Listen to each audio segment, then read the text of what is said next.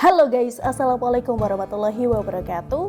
Berjumpa lagi di Suara Rana, dan di video kali ini Rana bakal kebacain sebuah artikel yang sangat menarik dengan judul Horor Diteror Sumur Resapan Anies Bawa Korban.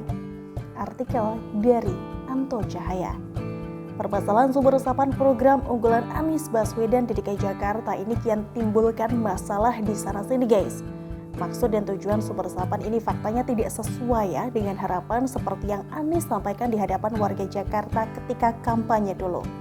Dulu ini memang terlihat sangat manis sekali guys, apalagi disisipi kata sunatullah yang nampak islami untuk meyakinkan warganya. Melalui tanggapan kamera, mereka ini nampak terkagum-kagum atas kata kalimat Anies yang sepertinya wangi membumi dalam memberikan teori. Tapi itu dulu guys, rekaman video pidatonya yang semangat berapi-api ini masih dapat dilihat di YouTube ya.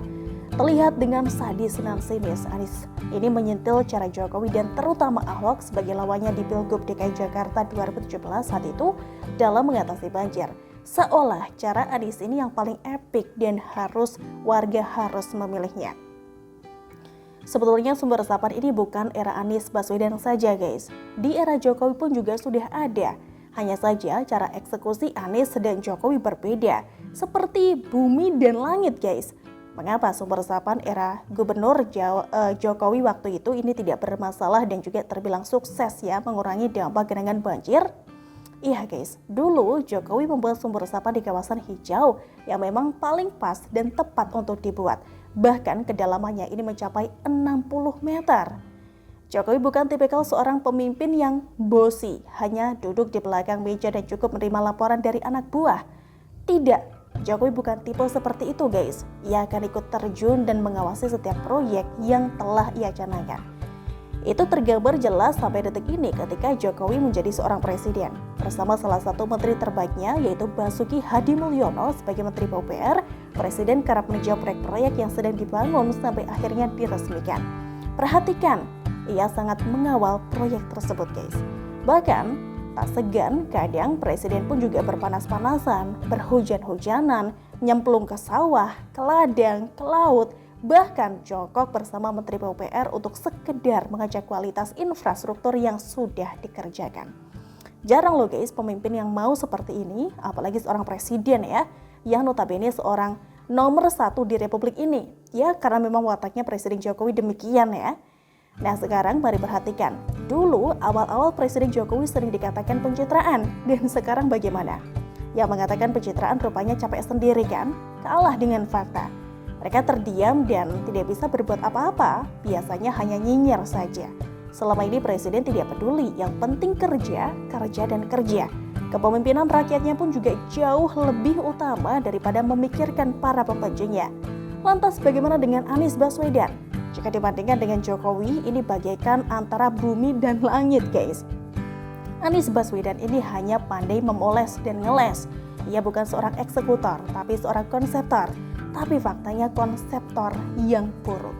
Salah satu yang sedang bikin kesal publik ya, ini kaitannya dengan sumber resapan itu. Di era Anies, sumber resapan ini menjadi malapetaka guys. Bahkan sudah berubah menjadi ranjau darat bagi rakyat. Dan ini bisa menjadi teror dan juga horor. Bagaimana tidak?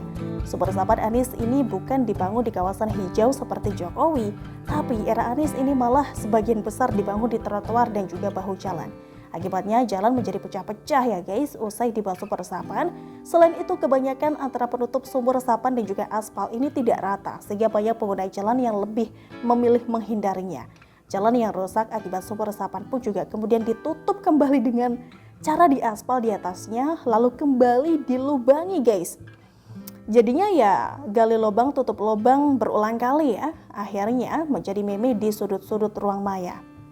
Fix. Jadi sumber resapan Anies Baswedan yang telah menghabiskan anggaran ratusan miliar itu sama sekali tidak memberikan dampak positif bagi banjir di Jakarta. Tapi malah sebaliknya guys, mendatangkan masalah baru.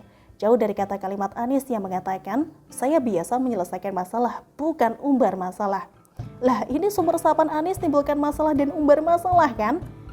Maka tidak heran guys jika kemudian sumber resapan untuk anggaran tahun 2022 ini tidak ada lagi alias dinolkan.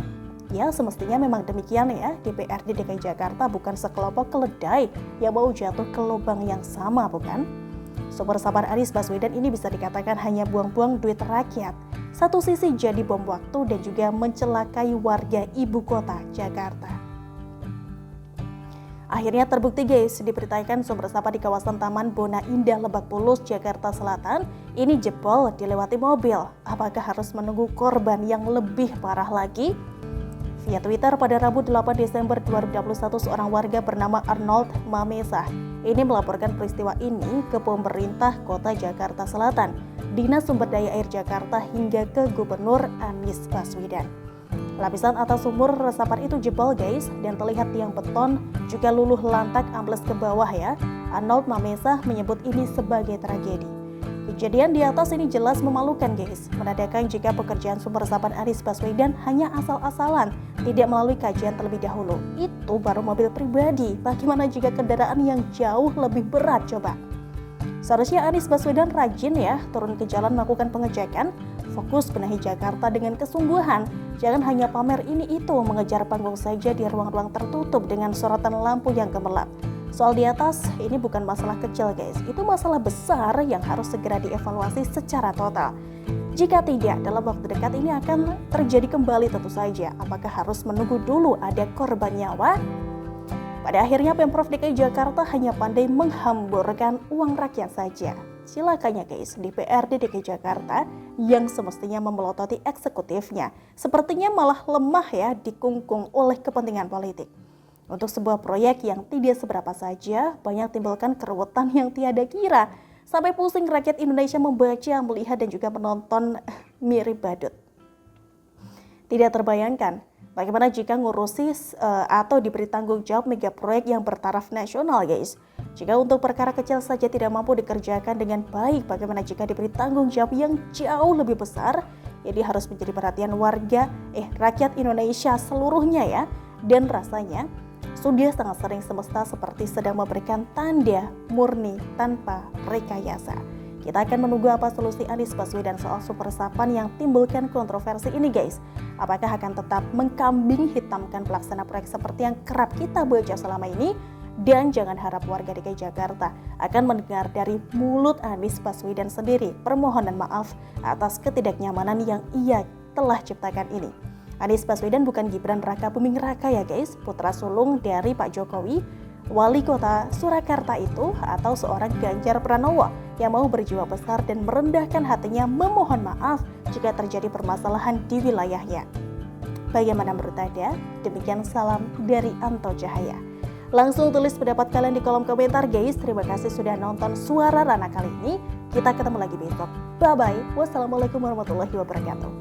Dan kalau kita melihat dalam pembuatan sumur resapan di Jalan Pondok ini ada beberapa ketidaksesuaian. Seperti kita saksikan, yaitu buih di sini tidak rata sehingga menimbulkan timbunan atau berjalan bergelombang sehingga para pengguna lalu lintas merasa terganggu karena adanya ketidaksesuaian dalam pembangunan sumur resapan ini. Akhirnya pemerintah Provinsi DKI Jakarta kembali membongkar proyek sumur